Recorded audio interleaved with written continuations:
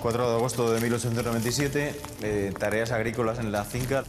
Están trabajando y en la pausa del almuerzo llega un niño de 14 años, Manuel Campello, familiar de alguno de los trabajadores, y viene a traerles agua. Les deja el agua, coge una azada y se pone a jugar. Da la casualidad que golpea en una escultura, él se queda asombrado porque ve un rostro de mujer. Un rostro femenino que desde el primer momento cautivó a los curiosos que se atrevían a observarlo. ¿Quién era aquella misteriosa mujer? ¿Una reina? ¿Una sacerdotisa? ¿O acaso una diosa? Hasta hoy, casi 120 años después de su hallazgo, nadie ha conseguido desvelar ninguno de los secretos que se ocultan tras la mirada de la Dama de Elche.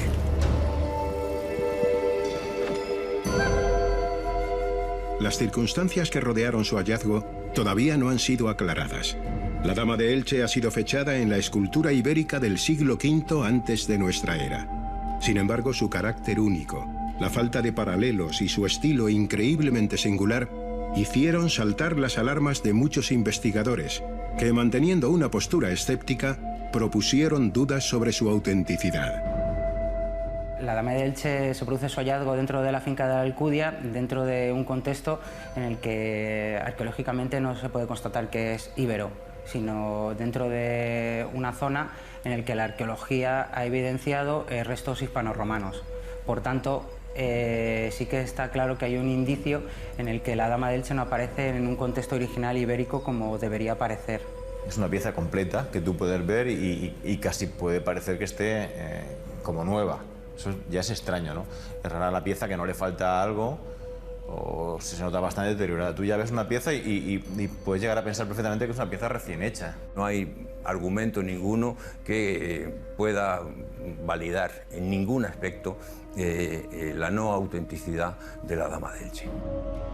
En efecto, a pesar del libro del hispanista John Moffitt, El caso de la Dama de Elche, publicado en Estados Unidos en 1995, en donde se cuestionaba su autenticidad, los análisis científicos realizados en el CSIC y publicados en 2005 confirman que es una pieza antigua. Se hizo una serie de estudios con el equipo en que estaba el doctor Dorrego y el doctor Prada y dilucidamos que no había ningún anacronismo con lo que se había identificado, ni con la fecha, ni con la correspondencia a ninguna falsificación. Las damas en el mundo funerario ibérico son algo muy frecuente. Muchísimos yacimientos han ofrecido piezas de estas características. El Cerro de los Santos es el más significativo por la gran cantidad de piezas que tiene, tanto bustos como piezas de cuerpo entero. No veo por ningún lado errores iconográficos en la Dama de Elche. Tanto la joyería se puede ver tanto en el mundo fenicio, en el mundo griego, en otras damas sedentes.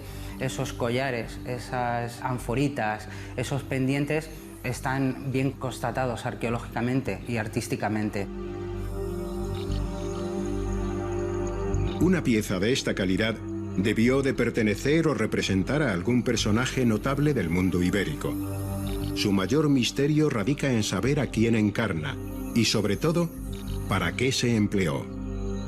Ostenta unos collares que tienen unas bulas portamuletos que solo podían portar las sacerdotisas.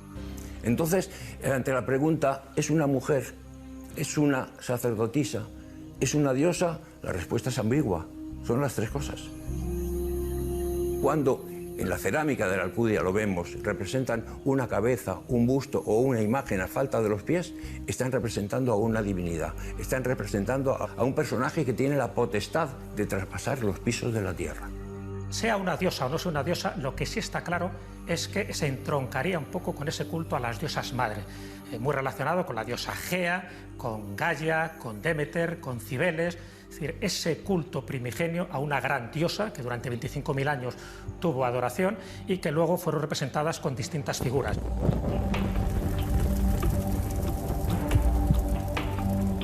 Su relación con el mundo trascendental y funerario de los antiguos iberos parece claro. La dama apareció en lo que se puede interpretar como una antigua tumba y cuenta con una concavidad en la espalda, cuya finalidad ha sido descubierta recientemente.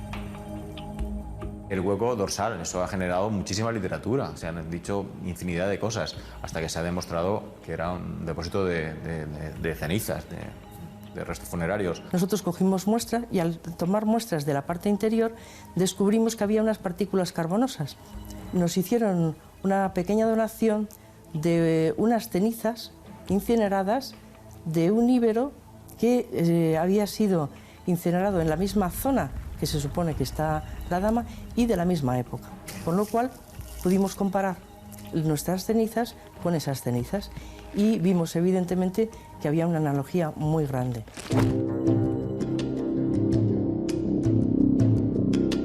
Reina o sacerdotisa, la epopeya de la Dama de Elche ha trascendido las barreras del tiempo y del espacio. Vendida al Museo del Louvre por 5.000 pesetas al poco de ser descubierta, la historia de su regreso a la España franquista en el año 1941, para ser venerada como una auténtica diosa, está repleta de momentos apasionantes y completamente desconocidos. Hoy en día sabemos, los historiadores de contemporáneos nos están diciendo que fue una de las bazas que jugó el gobierno francés para que España no apoyara a Alemania en la Segunda Guerra Mundial. La dama, en su expresión, nos indica que está en un tránsito entre lo humano y lo divino. Nos expresa una condición especial, tal vez ahí radique su atractivo y la popularidad de la que está gozando. Hoy la gente la venera y se postra ante ella con devoción, como si no hubiera perdido un ápice de la sacralidad con que fue bautizada hace casi 2500 años. Una evidencia más de que estamos unidos a nuestro pasado y al misterioso origen de nosotros mismos.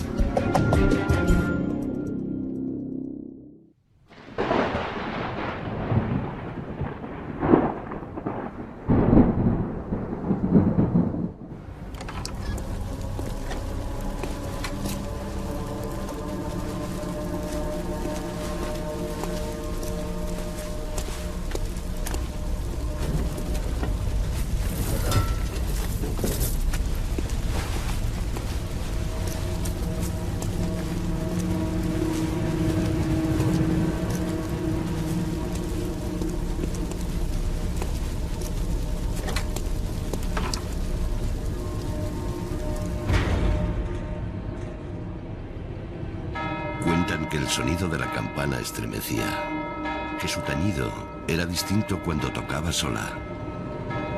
Fueron cientos los testigos que presenciaron el prodigio sin encontrarle explicación. Y tras cada fenómeno, siempre ocurría una desgracia.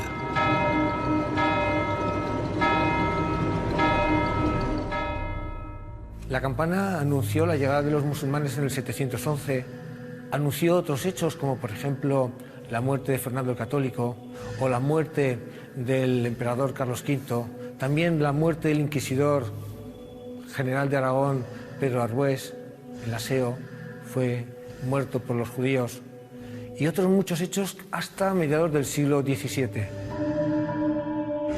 En los siglos XV, XVI y XVII, donde se documentan numerosos toques y que realmente era una referencia para reyes, papas, la corte. Luego, de alguna manera, en esa época, Velilla, que ya era en aquellos años un pequeño municipio, se puso en el mundo, ¿no? De alguna manera, en el mundo occidental por lo menos. Nadie conoce el verdadero origen de la llamada Campana del Milagro. Dice la leyenda que fue fundida por hechiceros que añadieron al metal una de las monedas con las que Judas vendió a Jesucristo. Y se asegura que llegó hasta Velilla flotando por el Ebro desde el Mediterráneo. Cuenta la leyenda que en época de los godos, una campana con 2 velas encendidas remontó las aguas del río Ebro y llegó hasta Velilla. Los mozos intentaban sacarla del agua, pero nadie pudo. Hasta que 2 doncellas decidieron cogerla, salió milagrosamente del río y la colocaron en la ermita de San Nicolás de Bari. No llegamos a comprender por qué motivos llegó a tocar sola. Había otros que pensaban que que era de inspiración diabólica directamente, que era el diablo quien la tocaba o algún hechicero, ¿no? Porque se había demostrado, incluso aquí en Aragón, en algunos famosos casos de embrujamiento, que el diablo podía mover las cosas, ¿no?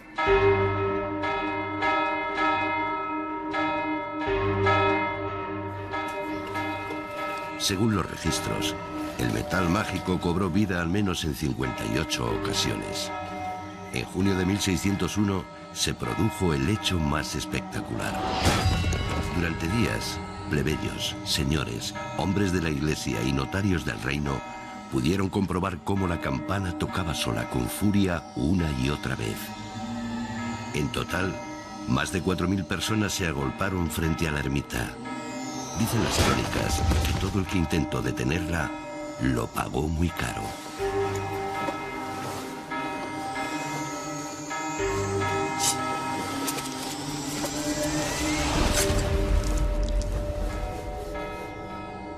Tenía una característica esta campana: cuando tocaba no había forma de tocarla a nadie. Alguien intentó acercarse a ella y casi lo mata, casi salió malherido. El toque de la campana en sí mismo ya había causado terror, fue el más famoso. El Papa Clemente VIII efectivamente fue informado, el monarca francés fue informado por el embajador Rupopet. O sea, se hizo famoso en toda Europa porque tocó hasta 11 días desde la segunda quincena de junio. Entonces, bueno, lanzan la tesis de que se preparaba una sublevación morisca que la campana anunciaba y le dan forma a ese terror. La campana es la voz de Dios, es la voz del poder creador, del verbo. Es la relación entre el cielo y la tierra. Su forma cónica se asimila siempre a un cáliz invertido. La campana, por ejemplo, en cuanto a simbología, contiene 7 notas musicales que se reflejan como los 7 colores, los 7 sellos del Apocalipsis. Y la relación de la campana es el instrumento más sagrado y la pieza más sagrada que hay en el exterior de un templo. Para fundir una campana, en las épocas antiguas, el fundidor tenía que estar libre de pecado y el fundidor debía de confesarse 3 días antes. Se realizaban una serie de eucaristías para favorecer la correcta fundición y sobre todo que en el metal no apareciese ningún alma del diablo. Hay notarios que intentan parar la campana y la campana les expulsa y les tira contra la pared. Otros intentan cortar la cuerda de los badajos y al tercer intento se cortan ellos el brazo. ¿Por qué intentan parar esa campana y la campana sigue tocando? Bueno, pues porque la voz de Dios no se puede silenciar y está por encima de todo. El campanólogo Ignacio Navarro nos muestra en el Museo Diocesano la abundante documentación que existe sobre el instrumento y su extraña actividad. Nos aporta un nuevo dato confirmado en los archivos. Las campanas milagrosas en realidad eran 3. Y hace muy poco se descubrió algo sorprendente.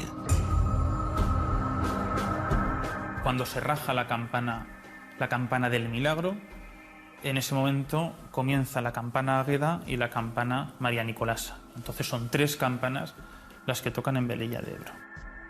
Y hace cuestión de unos meses, al subir a hacer unas revisiones al campanario, pues descubrimos que había una campana de estilo gótico. De estilo gótico es toda esta época del siglo XV. Y la típica letra gótica, que es la que se relaciona con estos instrumentos de esta época. Y es muy raro que en esta zona existan campanas de esta época porque todas habían sido refundidas. A día de hoy tenemos una campana intacta de las famosas que habían tocado. Y esta campana era famosa, se llamaba la campana Águeda. Y era famosa porque antes de tocar se ponía rojo incandescente. Se ponía por la noche al rojo vivo. Y bueno, yo creo que es de los muy poquitos, o decir únicos casos, que un material no ha sido modificado, sino tal cual se fundió, tal cual ha llegado hoy.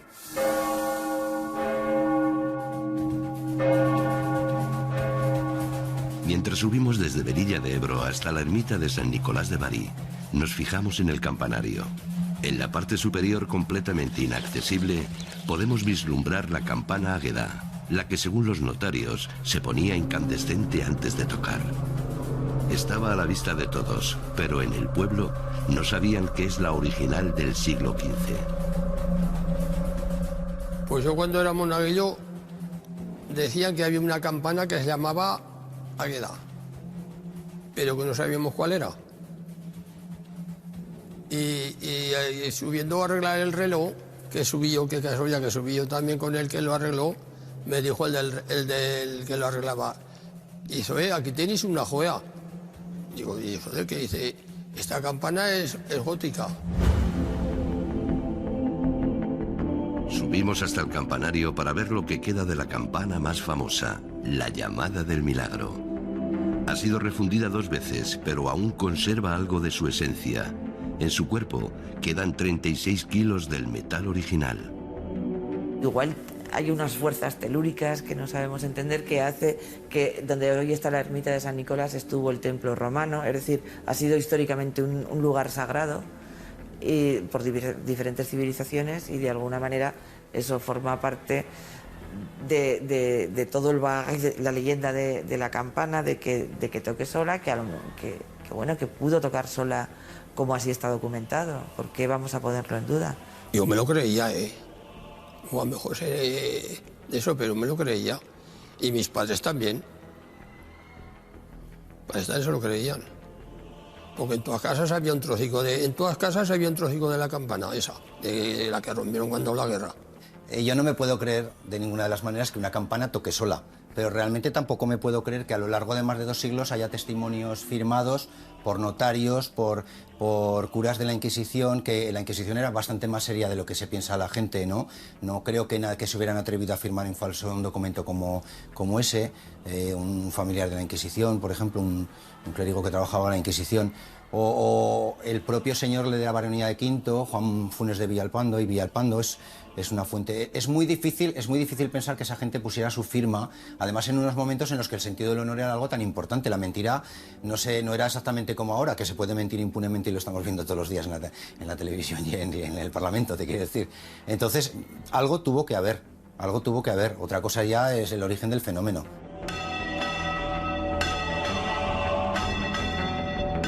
El prestigio de los innumerables testigos parece señalar que algo extraordinario sucedió en Velilla de Ebro. ¿Quién sabe? Quizá un día las campanas vuelvan a sonar.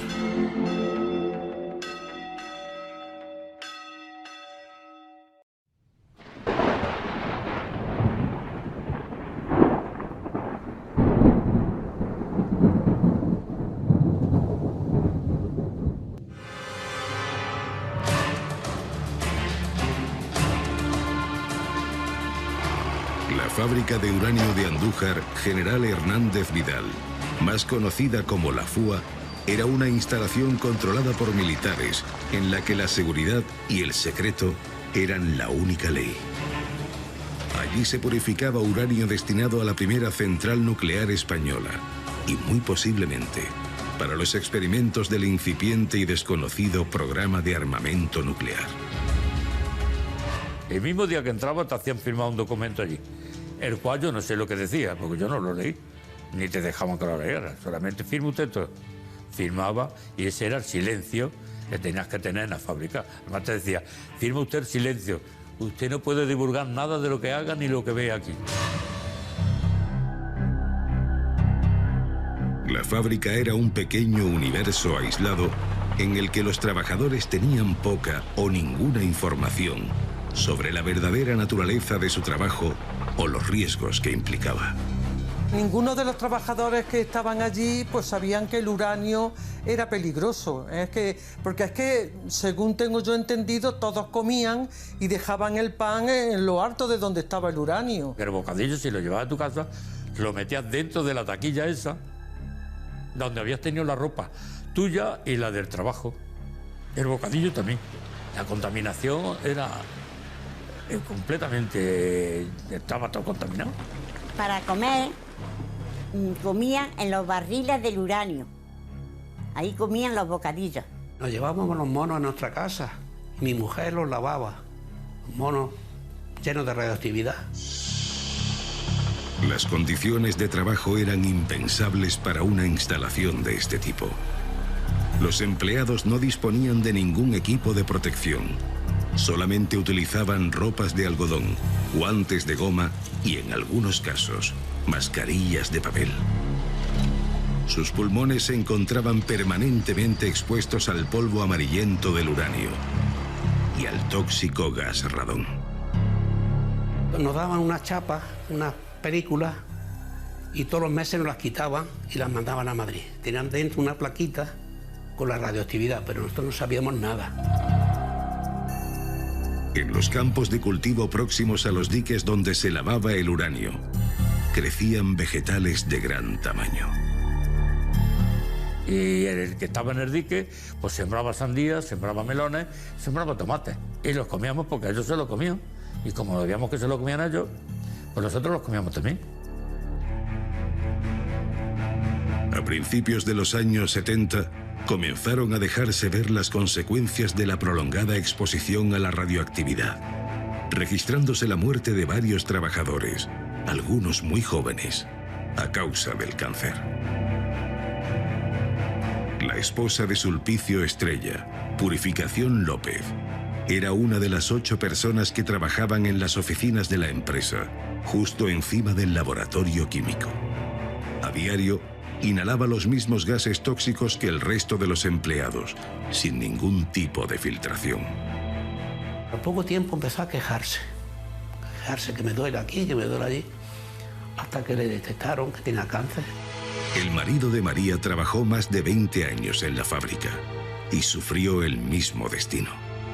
A causa que tuvo un tumor en el hígado. Eso falleció. Que se tiró malísimo un montón de tiempo y aquello fue horroroso. El marido de Isabel Cifuentes trabajó desde la apertura hasta el cierre de la fábrica de uranio. 20 años de exposición continua a la radioactividad. Su agonía fue un prolongado y doloroso calvario. Pues un cáncer de garganta, que luego también se le pasó al hueso. Tenía metástasis en los huesos. De los 124 trabajadores de la fábrica de Andújar, hoy solo sobreviven poco más de una decena. Y casi todos están enfermos. El caso es que todo el mundo que trabajó en la fábrica, desafortunadamente, murió de cáncer. O sea, todos tenían ese elemento común, fallecimiento por cáncer. Los pulmones los tengo fatal. Le achacaban a todo al tabaco, Hace más de 20 años que me quité del tabaco. Y eso sigue progresando y ya está. En 1998, el abogado Manuel Ángel Vázquez, natural de Andújar, se sintió sensibilizado por el drama de las víctimas de la radioactividad e inició una larga batalla jurídica contra los responsables de la fábrica de uranio. Se practicaron bastantes pruebas testificales, pocas periciales, porque no era un tema tabú, o sea, no quería nadie entrar a conocer el fondo del asunto. Realmente nadie quería mojarse, no quería nadie hacer pruebas de si había o no había uranio, si había o no había contaminación. Parecía que una mano negra quisiera echar tierra sobre esta incómoda verdad. Las demandas y recursos fueron uno a uno, siendo desestimados por la justicia, hasta que en el año 2009 se dio carpetazo final al asunto. ¿Por qué se archiva? No sé, igual, algún interés. Entendemos desde que estaba todo un poco politizado, el interés de alguien que esto no siguiera adelante, de que quedara todo tapado y que jurídicamente no tuviera ningún tipo de relevancia.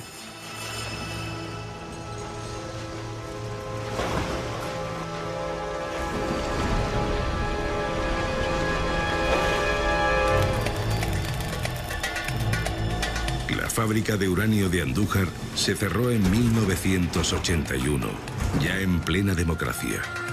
En 1991, una empresa nacional de residuos radiactivos decidió enterrar por completo aquella siniestra instalación que para muchos no era sino un matadero humano.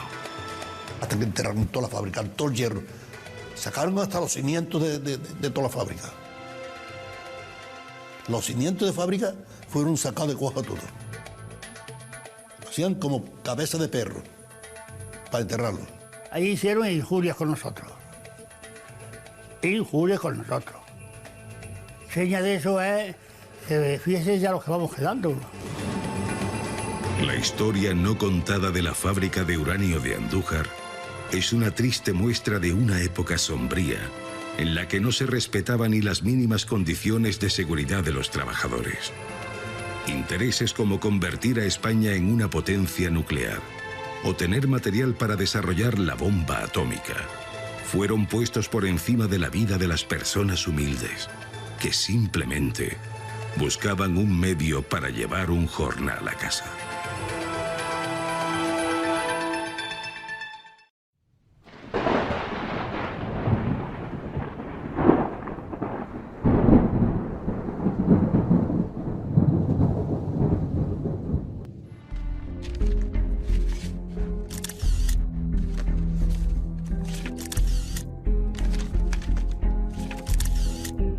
Desde que comenzaron a conocerse los primeros casos OVNI, el fenómeno despertó el interés de los militares, lógicamente intrigados por saber de la naturaleza de aquellos objetos que impunemente violaban el espacio aéreo.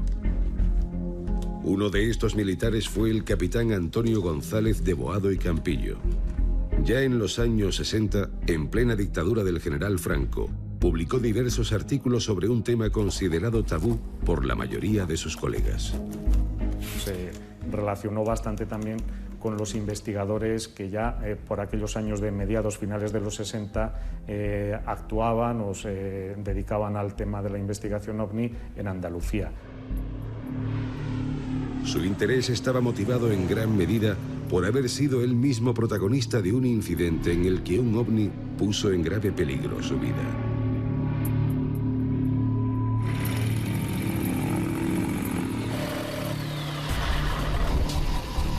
Salió con su avión de la base de Jerez y al X tiempo, de repente se le puso encima un aparato no conocido que le cortó los motores, pero que a la vez, por algún procedimiento raro, lo mantuvo en el aire. Y de repente el aparato dejó de mantenerlo en el aire y el avión empezó a caer de plomo, el de Boado. Y entonces Boado pudo reencender los motores y se salvó.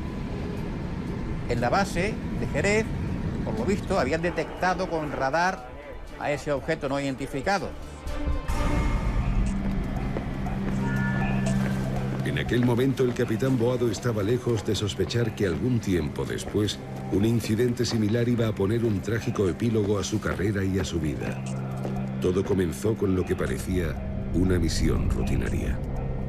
Una misión típica que hacían allí era la vigilancia de sobre todo los pesqueros rusos. Los pesqueros rusos unos eran verdaderamente pesqueros, otros en gran parte eran barcos, digamos, de recopilación de datos, de información y de inteligencia que llevaban a bordo pues, de todo tipo de sistemas de detección para ver en qué frecuencias, por ejemplo, operaban los radares nuestros, en frecuencias de radio enlazaban el control de tierra con los aviones y luego los aviones entre sí. El capitán González de Boado vio truncada su incipiente y prometedora carrera ufológica por un extraño accidente aéreo que ocurrió el 1 de julio de 1969, cuando él, con el resto de su tripulación y a bordo de un hidroavión con el que realizaba una misión en el marco, si no recuerdo mal, de un dispositivo que se denominaba Operación Vigilante, entre el estrecho de Gibraltar y el mar de Alborán, pues resulta que desapareció tanto el hidroavión como toda su tripulación. Desaparecido sin dejar rastro. No fue en el lejano Triángulo de las Bermudas, sino en el mar de Alborán, a escasas millas de la costa española.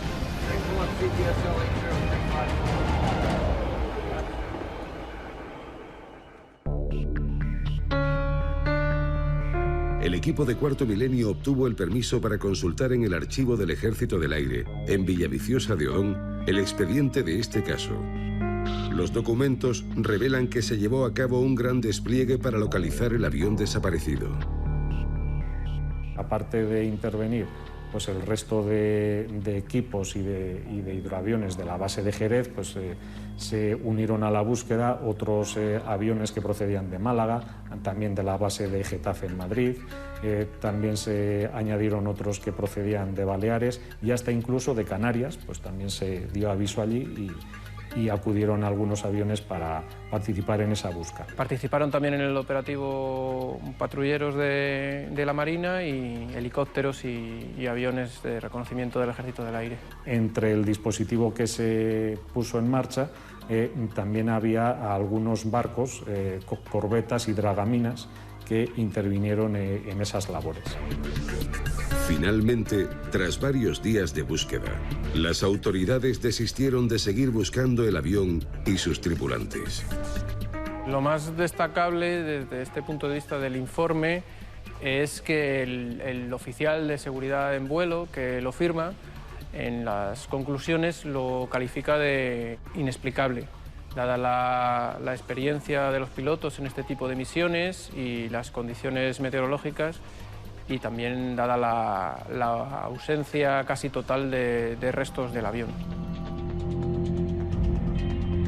Entre los documentos que tuvimos ocasión de revisar, encontramos una inquietante carta escrita por el padre del piloto desaparecido. Elucubraba sobre una hipótesis de que el avión podría haber sido secuestrado por algún barco de la Unión Soviética, y hacía referencia también al rumor que había en la unidad, en la base de Jerez, sobre unos mensajes de radio que el avión había emitido momentos antes de su desaparición. Pero bueno, en la contestación en la que le dio el entonces Ministerio del Aire, pues se hace referencia a que bueno, esos mensajes no existieron, ni siquiera se tiene conocimiento de ellos como bulo dentro de la unidad. Pero, ¿por qué relacionamos la desaparición del capitán Boado con su actividad como investigador OVNI? Una serie de informaciones filtradas aportaba al tema una dimensión inquietante y misteriosa. En la base aérea de Jerez se recibió un mensaje de Boado, y la última parte de la cual fue: estamos viendo un gran sol, y ahí se cortó la comunicación. Otro de estos rumores se referían a unas versiones también sin confirmar sobre las conversaciones que habría mantenido González de Boado y su segundo piloto con la torre de control, y que se decía que el último mensaje que había sido captado pues era desde luego ciertamente no solo extraño sino inquietante, y que sería algo así como: vamos hacia un gran sol. El capitán parecía tener el presentimiento de que su vida corría peligro. Un peligro relacionado con sus investigaciones. Días antes de su desaparición, acudió al domicilio de un importante ufólogo andaluz, Manuel Osuna Llorente. Al no encontrarle en casa, le dejó a su esposa un enigmático mensaje. Por lo visto, Boado le dijo algo así, parecido a esto, a Antoñita: dígale usted a don Manuel que... algo así, que si a mí me pasa algo, pues él ya tiene idea de lo que... del asunto este. Lo cierto es que la desaparición del capitán Boado es uno de los grandes misterios de la aeronáutica española. Posiblemente nunca se sabrá qué le ocurrió a su aparato, ni la naturaleza de ese gran sol, que al parecer fue lo último que vieron sus ojos.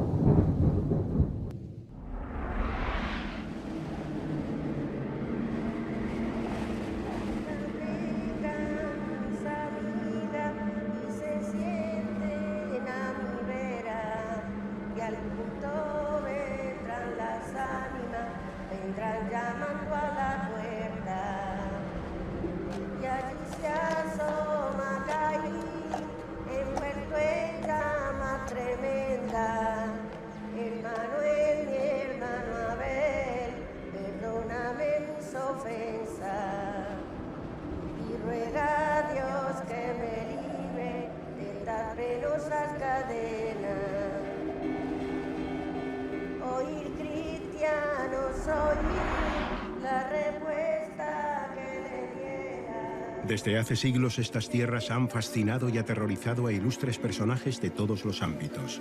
Monarcas, reporteros o cineastas han quedado atrapados por estos parajes abruptos que algunos llamaron el paraíso maldito.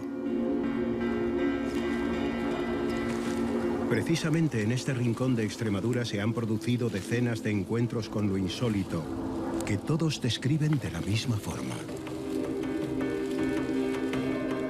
Ella lo vivió, ella era joven y tenía que ir en ese famoso valle en el que pasan tantas cosas, que va desde Nuño Moral hasta Aceitunilla. Ella iba de noche. Ya pasaba yo por la curva. Me decía el pensamiento: Clementina, reza al Padre Nuestro que eres víctima esta noche. Ella tiene que pasar, ella tenía a sus hijos arriba, los tenía solos en casa. Había un hombre ahí, yo tenía que pasar por ahí, y había un señor ahí y otro aquí, pero aquello negreaba como los carbones de la lumbre, negreaba como un tizón, nada más se le veían cuatro ojos como cuatro candidos. En ese momento Clementina cierra los ojos y rezando un Padre Nuestro cruza... Entonces no he vuelto a andar de noche, cogí miedo y no volví a andar de noche. Uy, madre, ahí en Ceitunilla, desde Nuño Moral a Ceitunilla, ahí yo creo que estaba todas las noches, ahí no podía subir una persona así, digamos, sola. Años después tuvo lugar un episodio similar en esa misma vereda.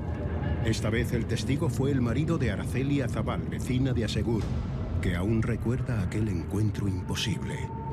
Yo había acabado de dar a luz y entonces tuve un niño que no me nació bien, la verdad, y lo fueron a enterrar a Nuño Moral. Y entonces, pues al venir para arriba, era ya oscureciendo, vio que había como una cosa alta, negra, que dijimos que eso era el demonio, que no era cosa buena.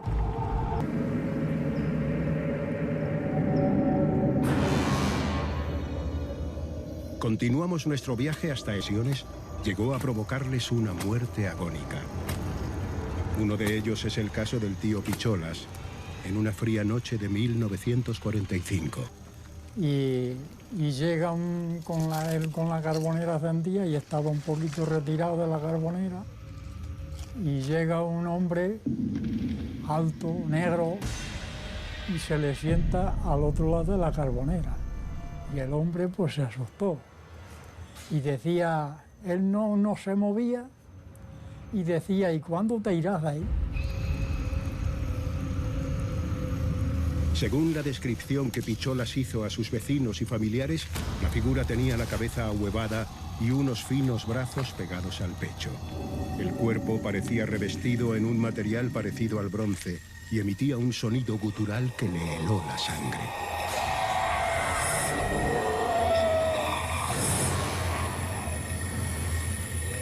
Se asustó y tuvo que dejar la carbonera allí y escaparse para casa y se puso enfermo.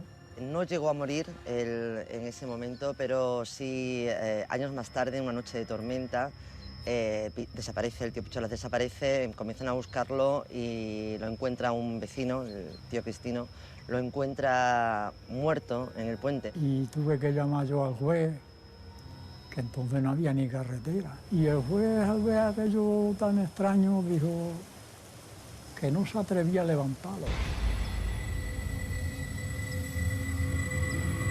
Estas experiencias siguen grabadas a fuego en la memoria del pueblo.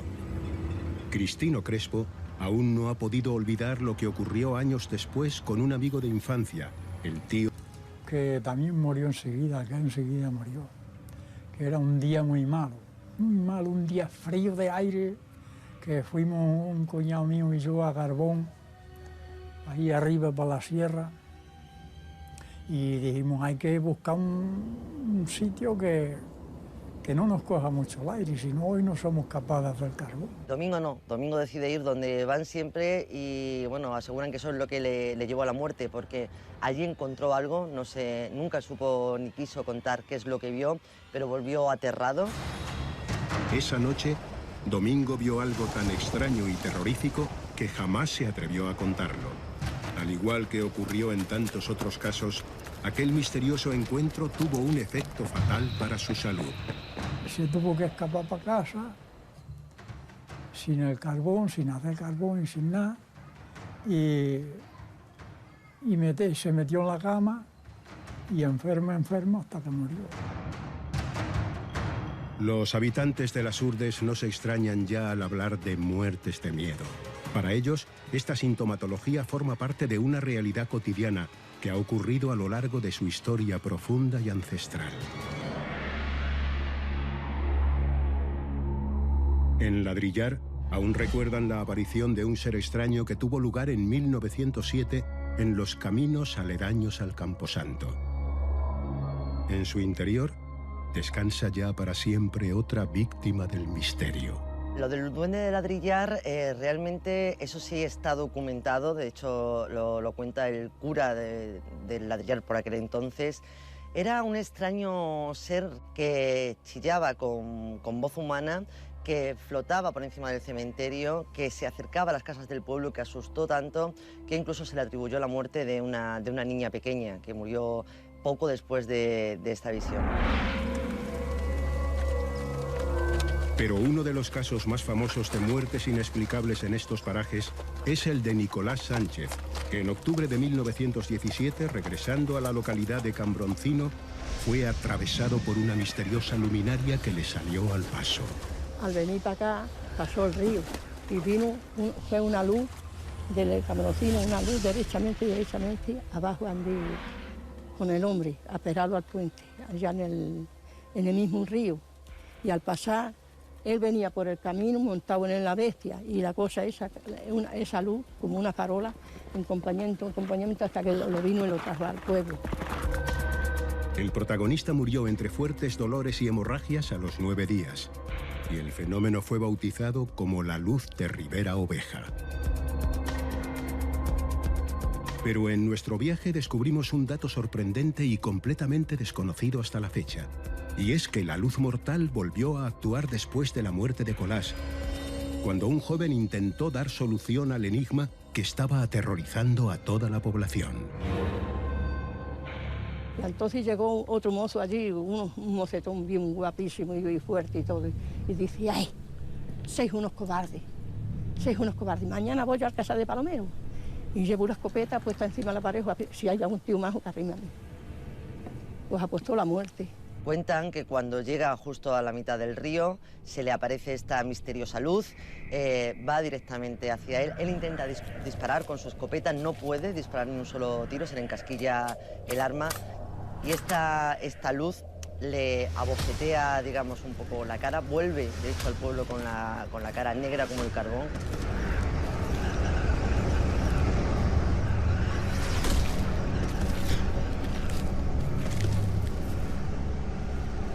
Pues llevaron a las calabazas y le dijo, ay bobo, tú ya no tienes salvación. Dice, trae la sangre y echa agua, pedir de él y todo lo que pida. Ya no dura más vivo hasta las 5 de la mañana, y a las 5 de la mañana murió. Pero en muchas ocasiones, el misterio continuaba más allá de la muerte. En algunas alquerías de Casares de las Urdes, aún recuerdan la espeluznante algazara de origen desconocido que se adueñó de sus callejas coincidiendo con la muerte de uno de los vecinos. Estábamos aquí acostados en casa. Yo era pequeño, tendría yo 5 o 6 años tendría. Se había muerto un hombre que era muy católico. Y al rato se sintió un ruido por la calle medio que no sabían qué era. Yo creo que aquello era el demonio. Prácticamente iban, era un llorio inmenso. Y en el llorio inmenso, allí flotaban voces de niños, de mujer, de hombre, pero a gritos iban. Eran todas juntas, en conjunto. Y en ese momento que pasaba el ruido, una cosa fría, y apareció por el cementerio, según los vecinos de por aquí abajo, dando alaridos y voces y tal. La forma que fue aquello eran cosas raras. Yo no creo que fuera de una persona humana hacer eso.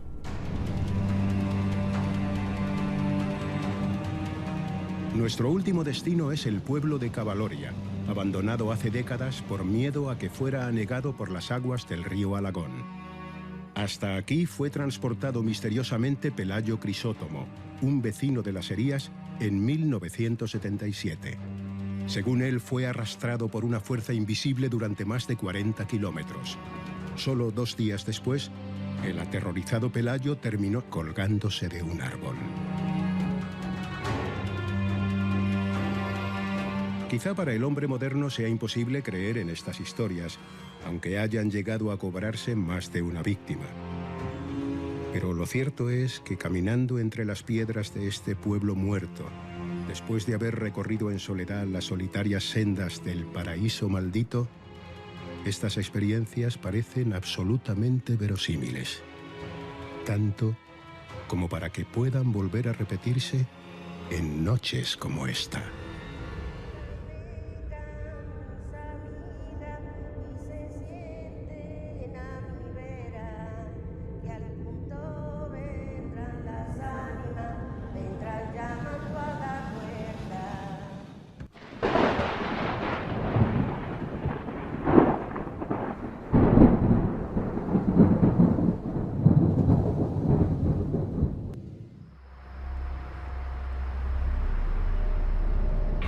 En los años 80, este viejo edificio albergaba uno de los mejores hospitales privados de Barcelona, la antigua Mutua de Igualada. Un centro que en su época llegó a convertirse en una de las clínicas médicas más grandes de la comarca. Sin embargo, con el paso de los años, terminó siendo abandonada. Y con ello, quedaron sepultadas terroríficas vivencias. Oscuros secretos que poco a poco van saliendo a la luz de entre sus frías paredes.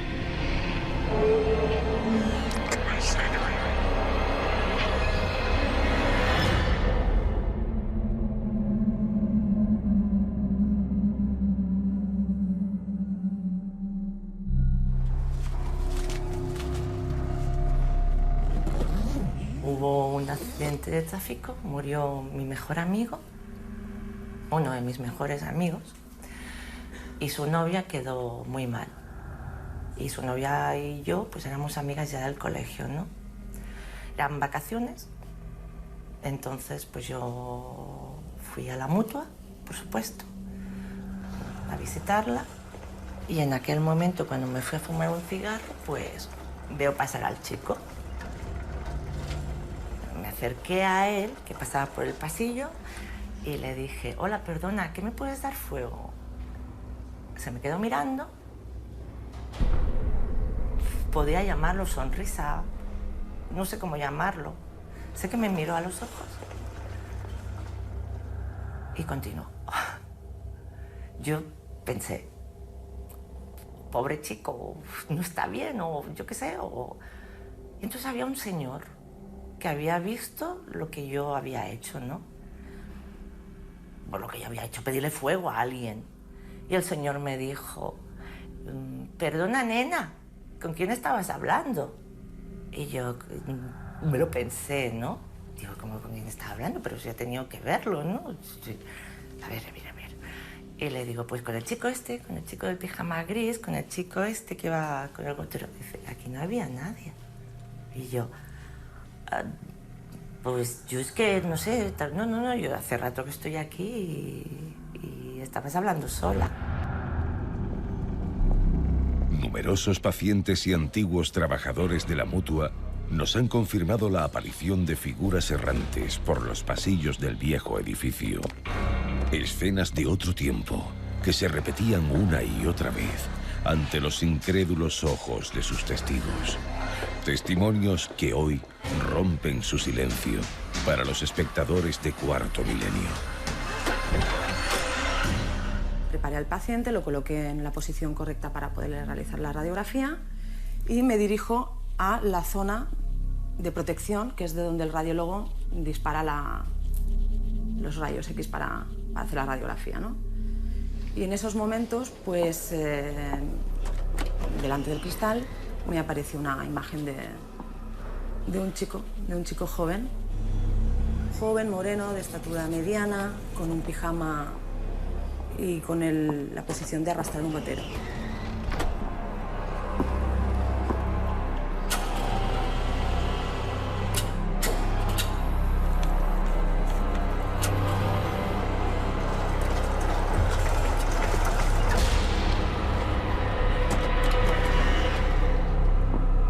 reacción fue salir del cuartito de radiología para ir a la sala y decirle pues, que no podía estar allí.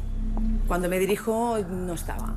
Entonces, eso es lo primero que me impactó. Pensé que quizás sería una broma de los compañeros, pero lo que impacta realmente es cuando los hechos se repiten 3 o 4 veces.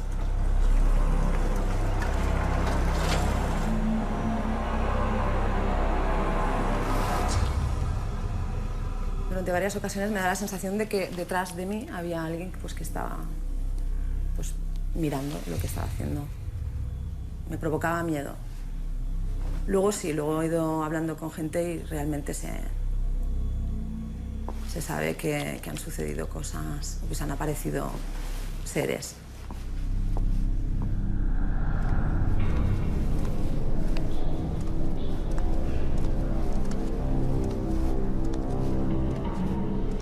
Iba a ser mamá por primera vez y bueno, entonces tuve que quedarme ingresada. Pues una noche salí a dar el paseo y bueno, así por el pasillo coincidí con una señora. Ella se identificó, me dijo quién era, me dijo su nombre. Yo le dije el mío. Hablemos un poquito, pero tampoco nada en especial. La señora caminaba por el pasillo. Solo recuerdo que nos despedimos. Bueno, adiós, hasta mañana. Y ella me dijo, yo no tengo prisa, ya dormiré. Sí, o algo así, me dijo, pero es que no le di ninguna importancia. Porque igual que hablaba con esta señora, pues hablaba con otras personas. Allí estaban otros pacientes.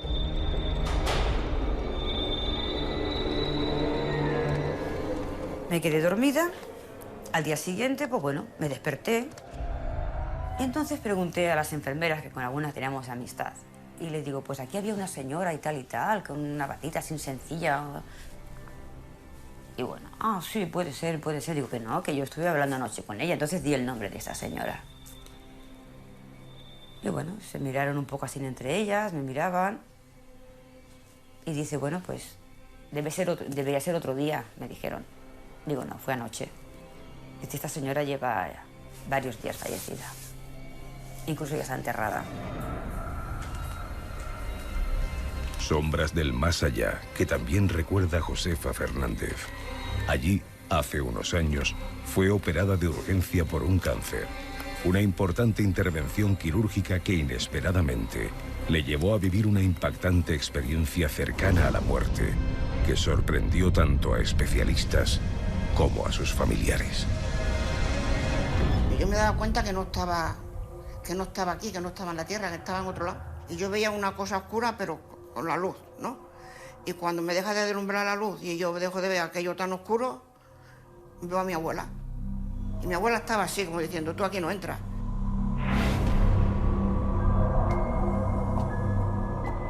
Ella cuando subió al quirófano, el primer comentario que tuvimos la familia es que parecía una muñeca de cera. Ella estuvo más muerta que viva. O sea, te estaba mirando o sentía cualquier ruido en la habitación, se te giraba, pero te estaba mirando, pero como si no te estuviese mirando a ti. Es como si te estuviese atravesando con la vista, como si ella realmente estuviera mirando otra cosa.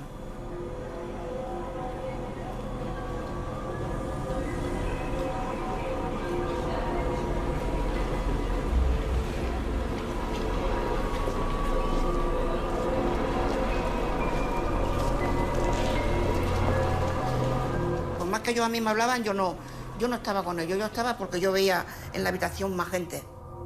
No veía a ellos, veía gente que yo no he visto nunca.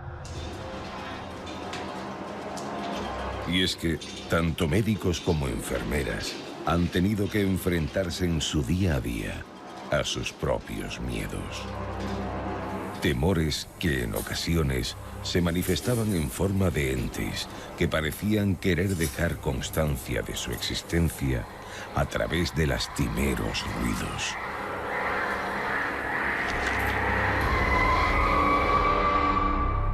No había ningún enfermo. Pues alguna vez abríamos los interfonos de la habitación para ver si escuchábamos algo. Y oíamos alguna voz, ruidos.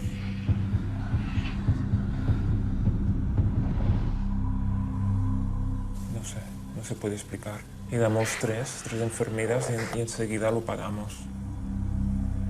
las que trabajamos allí sabemos que hay cosas, sí, cosas que no se pueden explicar. Y sensaciones que solo las hemos vivido, a las que hemos trabajado con enfermos terminales, cuando se ha muerto alguien y entramos a la habitación para coger sus cosas, para entregarles a la familia. El enfermo no está allí, pero algo queda.